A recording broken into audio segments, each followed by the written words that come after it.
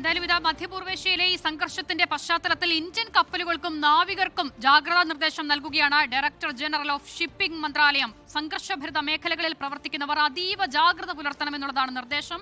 വിദേശകാര്യ മന്ത്രാലയവും ടെഹ്റാനിലെ ഇന്ത്യൻ എംബസിയും നൽകുന്ന വിവരങ്ങൾ പിന്തുടരണം എന്നും നിർദ്ദേശം വരികയാണ്. അർജുൻ പീതാംബരൻ വിവരങ്ങൾ നൽകാനായി ഡൽഹിയിൽ നിന്നും ചേരുകയാണ്. അർജുൻ, പ്രത്യാക്രമണത്തിന്റെ ഈ മണിക്കൂറുകളിൽ ഇറാൻ പൂർണ്ണമായും ഈ കപ്പലുകളൊക്കെ കേന്ദ്രീകരിച്ചുള്ള ആക്രമണത്തിലേക്ക് മാറുന്ന പശ്ചാത്തലം കൂടിയുണ്ട്. ആ സാഹചര്യത്തിലാണോ ഇങ്ങനെയൊരു മുന്നറിയിപ്പിന്റെ നിർദ്ദേശം കൂടി വരുന്നത്? അസ്ദ, പശ്ചിമേഷ്യയിലെ യുദ്ധം ഇപ്പോൾ വ്യാപിച്ച് തുറമുഖങ്ങൾ കേന്ദ്രീകരിച്ചും അതുപോലെ കപ്പലുകൾ കേന്ദ്രീകരിച്ചുമെല്ലാം തന്നെ വലിയ തോതിൽ മിസൈൽ ആക്രമണം ഇറാന്റെ ഭാഗത്തു നിന്നും നടന്നുകൊണ്ടിരിക്കുകയാണ്. ഒമാനിൽ ആക്രമണം നേരിടുന്ന ഇന്ത്യൻ എണ്ണക്കപ്പലിൽ 15 ഇന്ത്യൻ ജീവനക്കാരുണ്ടായിരുന്നു, ബാക്കി 5 ഇറാൻ ജീവനക്കാരടക്കമാണ് ഉണ്ടായിരുന്നത്. ഈ ഒരു സാഹചര്യത്തിലാണ് ഇപ്പോൾ DG ഓഫ് ഷിപ്പിംഗ് ഇത്തരത്തിലൊരു നിർദ്ദേശം പുറത്തിറക്കിയിരിക്കുന്നത്. അത് ഇന്ത്യൻ നാവികർക്കും ഇന്ത്യൻ കപ്പലുകൾക്കും അതുപോലെ തന്നെ മറ്റ് സ്റ്റേക്ക് ഹോൾഡേഴ്സിനും ഇന്ത്യയുടെ പങ്കാളികളായിട്ടുള്ള മറ്റ് കപ്പലുകൾക്കും ഉൾപ്പെടെയാണ് ഇത്തരത്തിലൊരു നിർദ്ദേശം പുറത്തിറക്കിയിരിക്കുന്നത്. ഈ സംഘർഷ ബാധിത മേഖലകളിൽ പ്രവർത്തിക്കുന്ന സമയത്ത് അതീവ ജാഗ്രത പുലർത്തണമെന്നുള്ള കാര്യം, ഒപ്പം തന്നെ നേരത്തെ വിദേശകാര്യ മന്ത്രാലയം പുറത്തിറക്കിയിരിക്കുന്ന നിർദ്ദേശം, അതിൽ ഇറാനിൽ വസിക്കുന്ന ഇന്ത്യക്കാരോട് എത്രയും പെട്ടെന്ന് ഒഴിഞ്ഞു പോകണമെന്നും അതുപോലെ തന്നെ സംഘർഷഭരിത മേഖലകളിലേക്ക് പരമാവധി ആളുകൾ സഞ്ചരിക്കുന്നത്, അത് കപ്പലുകൾ മുഖേനയാണെങ്കിലും അതല്ലാതെ നാവികരും ഈ പങ്കാളി കപ്പലുകളിൽ ഉള്ളവരാണെങ്കിലും എല്ലാം തന്നെ ഈ സംഘർഷ ബാധിത മേഖലകളിലേക്ക് പോകുന്നവർ ആ യാത്ര പരമാവധി ഒഴിവാക്കണമെന്നുള്ള കാര്യം കൂടിയാണ് ഇപ്പോൾ ഈ DG ഓഫ് ഷിപ്പിംഗ് നിർദ്ദേശിച്ചിരിക്കുന്ന ഏറ്റവും പ്രധാനപ്പെട്ട കാര്യം. മറ്റൊന്ന്, ഈ ടെഹ്റാനിലെ ഇന്ത്യൻ എംബസി നൽകുന്ന നിർദ്ദേശങ്ങൾ അത് കൃത്യമായി പാലിക്കുക, അതിനപ്പുറത്തേക്ക് മറ്റു കാര്യങ്ങളൊന്നും തന്നെ ചെയ്യാതിരിക്കുക. ഒപ്പം തന്നെ മറ്റേതെങ്കിലും ജാഗ്രതാ നിർദ്ദേശങ്ങൾ ലഭിക്കാൻ വേണ്ടി ടെഹ്റാനിൽ തന്നെ ഇന്ത്യൻ എംബസിയോട് ബന്ധപ്പെടാൻ വേണ്ടിയിട്ടാണ് ഇപ്പോൾ നാവികർക്കും അതുപോലെ തന്നെ ഈ സംഘർഷബാധിത മേഖലയിൽ നിലവിലുള്ള ഇന്ത്യൻ പങ്കാളി കപ്പലുകളോടും ഇന്ത്യൻ കപ്പലുകളോടും നാവികരോടും DG ഓഫ് ഷിപ്പിംഗ് നിർദ്ദേശം നൽകിയിരിക്കുന്നത്. വലിയ തോതിൽ തന്നെ ആശങ്ക വർദ്ധിക്കുന്നുണ്ട്. എന്തായാലും വിദേശകാര്യ മന്ത്രാലയം നൽകുന്ന നിർദ്ദേശങ്ങൾ അതേപടി തന്നെ പാലിക്കാൻ വേണ്ടിയിട്ടാണ് DG ഓഫ് ഷിപ്പിംഗും ഇപ്പോൾ ഒരു ജാഗ്രതാ നിർദ്ദേശം പുറപ്പെടുവിച്ചിരിക്കുന്നത്. അസിത.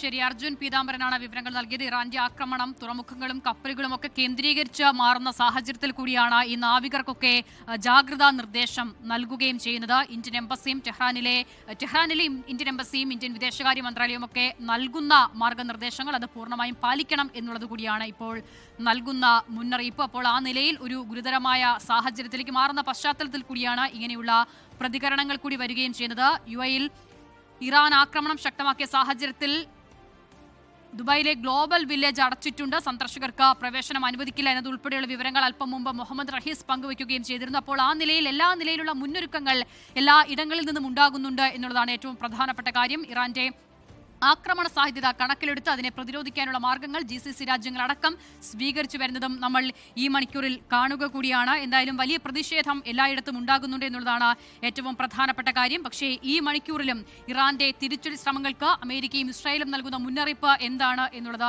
ഏറ്റവും പ്രധാനം കൂടിയാണ്. മുഹമ്മദ് റഹീസിലേക്ക് ഒരിക്കൽ കൂടി പോകാം. റഹീസ് മുൻപ് സംസാരിച്ചപ്പോഴും ഈ ഗ്ലോബൽ വില്ലേജ് അടയ്ക്കുന്നതുൾപ്പെടെയുള്ള മുന്നൊരുക്കങ്ങളിലേക്ക് അധികൃതർ കടന്നതായി മുഹമ്മദ് റഹീസ് പറഞ്ഞിരുന്നു. പലയിടങ്ങളിൽ നിന്നും ഈ ആക്രമണത്തിന്റെ സ്ഫോടനത്തിന്റെ ഒക്കെ ശബ്ദങ്ങൾ കേൾക്കുന്നുണ്ട് എന്നുള്ളത് GCC രാജ്യങ്ങളിലുള്ള മലയാളികളടക്കം പ്രതികരിക്കുന്നുണ്ട്. പക്ഷേ വ്യാപകമായ ഒരു സംഘർഷ സാധ്യതയിലേക്ക് അല്ലെങ്കിൽ എല്ലാ നിലയിലും കൈവിട്ട സാഹചര്യങ്ങളിലേക്ക് അവിടേക്ക് കാര്യങ്ങൾ മാറി എന്നത് കരുതുകയും വയ്യ. എന്താണ് അത്തരം ഇടങ്ങളിൽ നിലവിലുള്ള യഥാർത്ഥ സാഹചര്യം മുഹമ്മദ് റഹീസ്? അക്ഷിത, ഇതിൽ ഈ ഗ്ലോബൽ വില്ലേജിനൊപ്പം ചേർത്ത് പറയാൻ മറ്റൊന്നുകൂടി ഇപ്പോൾ ഏറ്റവും ഒടുവിലായി കഴിഞ്ഞ നിമിഷങ്ങളിൽ പുറത്തു വന്നിരിക്കുന്നത്, അതായത് ജബൽ ജെയ്സും താൽക്കാലികമായി അടച്ചിരിക്കുന്നു എന്നുള്ള വിവരങ്ങളാണ് പുറത്തു വരുന്നത്. അവിടെയുള്ള എല്ലാ ആക്ടിവിറ്റികളും റെസ്റ്റോറന്റുകളും പ്രവർത്തിക്കില്ല എന്നുള്ള വിവരം പുറത്തു വരുന്നുണ്ട്. ഈ ജബൽ ജെയ്സ് ഒരു പ്രധാനപ്പെട്ട ടൂറിസ്റ്റ് മേഖലയാണ്. അവിടെ അത്തരത്തിൽ ടൂറിസം നടക്കുന്ന ഒരു പ്രദേശം കൂടിയിട്ടാണ്. അപ്പോൾ അവിടെ ഈ എന്തായാലും കഴിഞ്ഞ കുറച്ച് ദിവസങ്ങളായി നിയന്ത്രണങ്ങൾ ഉണ്ടായിരുന്നു. അത് മറ്റു ചില കാര്യങ്ങളുടെ ഭാഗമായിട്ടാണ്. എന്നാൽ അത് പിന്നീട് തുറന്നതോടുകൂടി വലിയ തോതിൽ വിനോദസഞ്ചാരികളൊക്കെ അങ്ങോട്ട് എത്തുന്ന ഒരു സാഹചര്യം കൂടി ഉണ്ടായിരുന്നു. പക്ഷേ ഇപ്പോൾ ജബൽ ജെയ്സിൽ ഇനി പ്രവേശനം ഉണ്ടാകില്ല, താൽക്കാലികമായി അടച്ചിരിക്കുന്നു എന്നുള്ള വിവരം കൂടി ഈ നിമിഷം ഏറ്റവും പുതുതായി പുറത്തു വരുന്നുണ്ട്. അത് പ്രധാനപ്പെട്ട ഒരു വിവരം കൂടിയാണ്. ഗ്ലോബൽ വില്ലേജ് നേരത്തെ സൂചിപ്പിച്ചതുപോലെ ഇന്ന് അടച്ചിട്ടിരിക്കുകയാണ്. ഇന്ന് രാവിലെ അത് അടയ്ക്കാൻ തീരുമാനമുണ്ടായിരുന്നില്ല. പക്ഷേ ഉച്ചയോട് കൂടിയിട്ട് ഈ ഗ്ലോബൽ വില്ലേജും അടയ്ക്കണം എന്നുള്ളൊരു തീരുമാനത്തിലേക്ക് കാര്യങ്ങൾ പോയി. അപ്പോൾ സ്വാഭാവികമായിട്ടും ഈ തരത്തിൽ ചില പ്രധാനപ്പെട്ട വിനോദസഞ്ചാര മേഖലകൾ, കേന്ദ്രങ്ങൾ ഒക്കെയും അടയ്ക്കുന്ന നിലയിലേക്ക് കാര്യങ്ങൾ പോയിട്ടുണ്ട്. അതൊരു മുൻകരുതൽ നടപടി എന്ന നിലയ്ക്കാണ് ഇപ്പോഴും കാര്യങ്ങൾ കാണുന്നത്. പ്രത്യേകിച്ച് UAE-യിൽ ഇന്ന് രാവിലെ മുതലുള്ള ഒരു സാഹചര്യം നമ്മൾ കണക്കിലെടുക്കുകയാണ്, അല്ലെങ്കിൽ ഇന്നലെ രാത്രി ഒരു 2 മണിക്ക് ശേഷമുള്ള സാഹചര്യം കണക്കിലെടുക്കുകയാണെങ്കിൽ വലിയ തോതിലുള്ള ആക്രമണം ഉണ്ടായിട്ടില്ല എന്ന് പറയേണ്ടി വരും. ഇന്നലത്തേതിനുമായി താരതമ്യം ചെയ്യുമ്പോൾ ഉണ്ടാകുന്ന തരത്തിലുള്ള നാശനഷ്ടങ്ങളോ പ്രശ്നങ്ങളോ ഒന്നും ഉണ്ടായിട്ടില്ല. പക്ഷേ ഇന്നലെയും വൈകിട്ടും ഒപ്പം തന്നെ രാത്രിയുമായിരുന്നു കൂടുതൽ അപകടങ്ങളൊക്കെയും ഉണ്ടായിരുന്നത്. അപ്പോൾ അതുകൊണ്ട് തന്നെ ഈ ആക്രമണങ്ങൾ ചെറുക്കുന്നതിന്റെ ഭാഗമായിട്ടും ഏതെങ്കിലും തരത്തിലുള്ള പ്രശ്നങ്ങൾ ഉണ്ടാകാതിരിക്കാനും ഒക്കെ ആയിട്ടുള്ള മുൻകരുതലുകൾ തന്നെയാണിത്. അവിടെ പാം ജുമൈറയിലടക്കം ഇന്നലെ ഇത്തരത്തിൽ ഒരു തീപിടുത്തം ഉണ്ടായിരുന്നു. അതുപോലെ ബുർജ് അൽ അറബിൽ അതിന് മുകളിൽ വെച്ച് ഒരു ഡ്രോൺ ഡിഫ്യൂസ് ചെയ്തതിന്റെ ഭാഗമായി ചില അവശിഷ്ടങ്ങൾ വന്ന് പതിക്കുകയും ബുർജ് അൽ അറബിൽ ചെറിയ തോതിൽ തീപിടുത്തം ഉണ്ടാവുകയും ഒക്കെ ചെയ്തിരുന്നു. അപ്പോൾ ഇതൊക്കെയും കണക്കിലെടുത്തുകൊണ്ടാണ് ഈ നിലയ്ക്ക് ഈ പ്രിക്കോഷൻസ് ഒക്കെയും എടുത്തു വെച്ചിരിക്കുന്നത്. അങ്ങനെ ദുബായിൽ ചെറിയ തോതിലുള്ള ഒരു നിയന്ത്രണങ്ങൾ ഉണ്ടായി വരുന്നു എന്ന് പറയേണ്ടി വരും. അത് പ്രധാനമായും ഈ വിനോദസഞ്ചാര മേഖലയെ കേന്ദ്രീകരിച്ചാണ്. കാരണം അല്ലാതെ ജനജീവിതത്തിനെ സ്തംഭിക്കുന്ന തരത്തിലേക്ക് മറ്റേതെങ്കിലും വിധേനെ അത് സാരമായി ബാധിക്കുന്ന നിലയിലേക്ക് കാര്യങ്ങൾ ഇതുവരെയും പോയിട്ടില്ല. അത് പ്രത്യേകമായി പറയുന്നതിന് കാരണം ഇന്ന് രാവിലെ മുതൽ ഈ ഗ്രോസറി ഷോപ്പുകളിൽ ഒപ്പം തന്നെ പ്രധാനപ്പെട്ട പല കടകളിലും വലിയ തോതിലുള്ള തിരക്കുണ്ട്. പ്രത്യേകിച്ച് സ്റ്റേഷനറി കടകളിലൊക്കെ വലിയ തിരക്കുണ്ട്. അത് ആ ഒരു സാഹചര്യത്തിലേക്കൊന്നും ഒരു നിലയ്ക്കും ഈ പ്രദേശങ്ങളൊന്നും പോയിട്ടില്ല, രാജ്യം പോയിട്ടില്ല എന്നുള്ളത് ആവർത്തിച്ച് അധികൃതർ പറയുന്നുമുണ്ട്. അപ്പോൾ അനാവശ്യമായിട്ട് ഈ തിക്കും തിരക്കും കൂടി ഉണ്ടാകാതിരിക്കാൻ എടുത്തു പറയേണ്ടത് ഈ വിനോദസഞ്ചാര മേഖലകൾ അതൊരു മുൻകരുതലിന്റെ ഭാഗമായിട്ട് തന്നെയാണ് അടയ്ക്കുന്നത്. അല്ലാതെ അത് വേറെ ഏതെങ്കിലും തരത്തിൽ ഒരു വലിയ പ്രശ്നം ഉണ്ടാകുന്നത് മുന്നിൽ കണ്ടുകൊണ്ട് അല്ല, അല്ലെങ്കിൽ അതിനെ പ്രതീക്ഷിച്ചുകൊണ്ടല്ല. ഈ മറ്റ് കടകളും എല്ലാം സാധാരണ നിലയിൽ തന്നെ പ്രവർത്തിക്കും എന്നാണ് ഇതുവരെയും ലഭിച്ചിട്ടുള്ള അറിയിപ്പുകളൊക്കെയും. അപ്പോൾ എന്തായാലും ആ നിലയ്ക്ക് കൂടി ചില കേന്ദ്രങ്ങൾ അടയ്ക്കുന്ന നിലയിൽ കാര്യങ്ങൾ പോയിട്ടുണ്ട്. അത് ഈ കുവൈറ്റിലായാലും ബഹ്റൈനിലായാലും ഒക്കെ നേരത്തെ തന്നെ ഈ കടയുടെ സമയമൊക്കെ ആയിട്ട് ബന്ധപ്പെട്ട് അവർ ചില മാർഗനിർദ്ദേശങ്ങൾ ഇന്നലെ തന്നെ പുറത്തിറക്കിയിരുന്നു. അത് ഖത്തറിലുമുണ്ട്. അപ്പോൾ ആ നിലയ്ക്ക് സമയം ക്രമീകരിക്കാനും ഒപ്പം തന്നെ എല്ലാവർക്കും എല്ലാ സമയത്തും എത്താൻ പറ്റുന്ന രീതിയിൽ ഈ അവശ്യ സാധനങ്ങൾ വിൽക്കുന്ന കടകളൊക്കെ പ്രവർത്തിക്കുന്ന നിലയിലേക്ക് ചില രാജ്യങ്ങൾ അങ്ങനെയും മാറിയിട്ടുണ്ട്. അപ്പോൾ ജനജീവിതത്തിനെ നേരിട്ട് ബാധിക്കുന്ന അവരെ തൊട്ടറിയുന്ന ചില കാര്യങ്ങളിൽ കൂടി അത് ഒന്നുകൂടി വ്യക്തത വരുത്തി ഒന്നുകൂടി പുനഃക്രമീകരിച്ച് ഒന്നുകൂടി ഉറപ്പുവരുത്തുന്ന തരത്തിലേക്കാണ് ഈ ഒരു അറിയിപ്പുകളൊക്കെയും വരുന്നത്. പക്ഷെ എന്നാൽ വിനോദസഞ്ചാര മേഖലയിൽ ചില നിയന്ത്രണങ്ങളൊക്കെ വരുന്നു. ജബൽ ജെയ്സും ഒപ്പം തന്നെ നിലവിൽ ഈ ഗ്ലോബൽ വില്ലേജുമാണ് ഈ ഒരു പട്ടികയിലേക്ക് വന്നിട്ടുള്ളത്. മറ്റുള്ള ചില കേന്ദ്രങ്ങൾ കൂടി അതിലേക്ക് വരുമെന്ന് നമ്മൾ പ്രതീക്ഷിക്കുന്നു. പക്ഷെ നിലവിൽ ഇത് രണ്ടുമാണ്.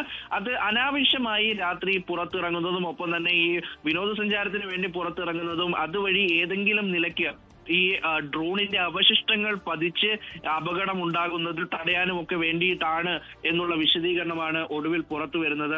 എന്തായാലും മുഹമ്മദ് റഹീസാണ് വിവരങ്ങൾ നൽകിയത്. എന്തായാലും ഗ്ലോബൽ വില്ലേജ് പറഞ്ഞോളൂ റഹീസ് എന്തോ മറ്റൊരു വിവരം കൂടി ഈ ഘട്ടത്തിൽ ചേർക്കാനുള്ളത് ഈ ദുബായ് ജബൽ അലി തുറമുഖത്ത് വീണ്ടും രൂക്ഷമായ പുക ഉയരുന്നുണ്ട്. ഇന്നലെ രാത്രി ജബൽ അലി തുറമുഖം കേന്ദ്രീകരിച്ച് ഒരു അറ്റാക്ക് ഉണ്ടായിരുന്നു. അങ്ങനെ രാത്രി ഒരു 2 മണി സമയത്ത് ഈ UAE ടൈമിൽ ഒരു ആക്രമണം അവിടെ നേരിട്ടതാണ്. അവിടെ ഇപ്പോഴും തുറമുഖത്ത് പുക ഉയരുന്നു എന്ന വിവരം കൂടി ഏറ്റവും ഒടുവിലായി വരുന്നുണ്ട്. അസിത.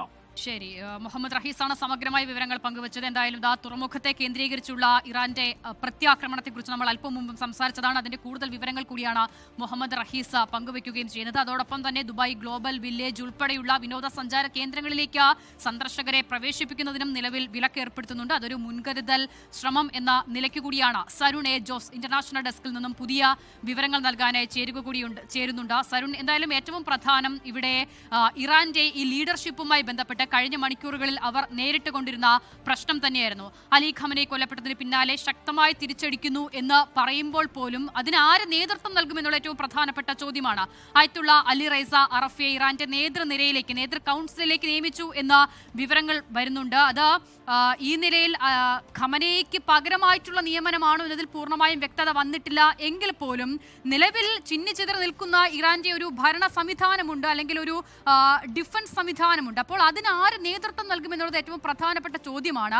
അവിടെയാണ് മുൻപ് ആദ്യത്തെ മണിക്കൂറുകളിൽ ഒരുപക്ഷെ ഖമനേയിയുടെ മകൻ തന്നെയാകും ആ നേതൃത്വത്തിലേക്ക് ഖമനേയിക്ക് പകരം വരിക എന്നുള്ള സൂചനകൾ, അഭ്യൂഹങ്ങൾ ആദ്യ മണിക്കൂറിൽ ഉണ്ടായിരുന്നു. പക്ഷേ ഖമനേയി വളരെ മുൻപ് തന്നെ ആ നിലയിൽ ഒരു കുടുംബാധിപത്യത്തിലേക്ക് പോകേണ്ടതില്ല, എനിക്ക് പകരമായി എൻ്റെ മകൻ എന്ന നിലയിലേക്ക് കാര്യങ്ങൾ പോകേണ്ടതില്ല എന്ന് വളരെ മുൻപ് തന്നെ പ്രതികരിച്ചിട്ടുമുണ്ട്. അപ്പോൾ അതിനെ ശരിവെക്കുന്ന തരത്തിലാണ് മറ്റു ചില മുഖങ്ങൾ നേതൃനിരയിലേക്ക് വരുന്നത്. പക്ഷേ നേതൃനിരയിലേക്ക് അങ്ങനെയുള്ള ആളുകൾ വരുന്നു എന്ന് പറയുമ്പോഴും അവർ ഈ സംവിധാനവുമായി ഒരു ബന്ധവും ഇല്ലാത്തവരല്ല. മുൻപ് തന്നെ ഇറാന്റെ പല പരമോന്നത ചുമതലകളും നിർവഹിച്ചിട്ടുള്ള ആളുകൾ തന്നെയാണ്. മുൻ ആഭ്യന്തരമന്ത്രി അഹമ്മദ് ബാഹിരി IRGCയുടെ തലവനായി നിയമിക്കപ്പെടുന്ന സാഹചര്യമുണ്ട്. അപ്പോൾ പ്രത്യാക്രമണത്തിന് തയ്യാറായി നിൽക്കുന്ന സംവിധാനത്തെ ഏകോപിപ്പിക്കുക എന്നുള്ളത് ഏറ്റവും പ്രധാനപ്പെട്ട ചുമതലയാണ്, കാര്യമാണ്. അതിന് ഏറ്റവും അനിവാര്യരായവരെ തന്നെ, അല്ലെങ്കിൽ ഏറ്റവും യോഗ്യരായവരെ തന്നെ ആ നിലയിലേക്ക് ഇറാൻ കൊണ്ടുവരികയും ചെയ്യുന്നുണ്ടല്ലേ? അത് ഇറാന്റെ പ്രത്യാക്രമണത്തിന്റെ മുന്നോട്ടുള്ള കൃത്യമായ സൂചനയായി കൂടി മാറുന്നുണ്ടല്ലേ?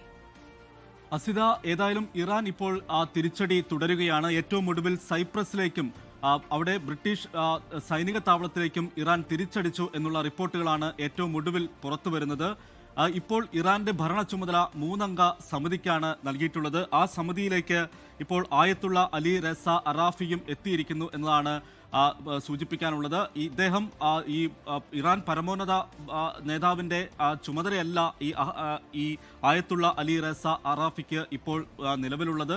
അദ്ദേഹം ഈ 3 അംഗ താൽക്കാലിക ഭരണസമിതിയിലേക്ക് എത്തിയിരിക്കുന്നു എന്നാണ് നമുക്കറിയാൻ സാധിക്കുന്നത്. അവിടെ അദ്ദേഹം ഗാർഡിയൻ കൗൺസിൽ അംഗമായിരുന്നു. ഈ ആയത്തുള്ള അലി റസ അറാഫി അസംബ്ലി ഓഫ് എക്സ്പേർട്ടിലും അദ്ദേഹം അംഗമായിട്ടുണ്ട്. അതുപോലെ തന്നെ ഇറാനിലെ സെമിനാരികളുടെ മേധാവിയായും അദ്ദേഹം പ്രവർത്തിച്ചിട്ടുണ്ട്. അൽ മുസ്തഫ ഇന്റർനാഷണൽ യൂണിവേഴ്സിറ്റിയുടെ ചാൻസലറായും അദ്ദേഹം സേവനമനുഷ്ഠിച്ചിട്ടുണ്ട്. ഈ 3 അംഗ താൽക്കാലിക ഭരണസമിതിയിൽ ഉള്ളത് ഒന്ന് പ്രസിഡന്റ് മസൂദ് പെസഷ്കിയാനാണ്, മറ്റൊന്ന് സുപ്രീം കോടതി ചീഫ് ജസ്റ്റിസ് ഗുലാം ഹുസൈൻ മൗസാനിയാണ്. അദ്ദേഹത്തിന് പുറമെ ഒരു മതപണ്ഡിതൻ കൂടി ഇതിന്റെ ഭാഗമാകും. അദ്ദേഹമാണ് ആയത്തുള്ള അലി റസ അറാഫി. അദ്ദേഹം ഇപ്പോൾ വരുന്ന സൂചനകൾ അനുസരിച്ച് അദ്ദേഹം ഒരുപക്ഷെ ഇറാന്റെ പരമോന്നത നേതാവ് അല്ലെങ്കിൽ ആ പദവിയിലേക്ക് എത്താൻ സാധ്യതയുണ്ട് എന്നുള്ള റിപ്പോർട്ടുകൾ കൂടിയും പുറത്തു വരുന്നുണ്ട്. ലോകത്തെവിടെയായാലും ഏത് സമയത്തും 24 വാർത്തകളും ഓഗ്മെന്റഡ് റിയാലിറ്റി പാക്കേജുകളും എക്സ്പ്ലെയിനറുകളും വിശദമായി കാണാൻ ഞങ്ങളുടെ യൂട്യൂബ് ചാനൽ നിങ്ങൾക്ക് സബ്സ്ക്രൈബ് ചെയ്യാം.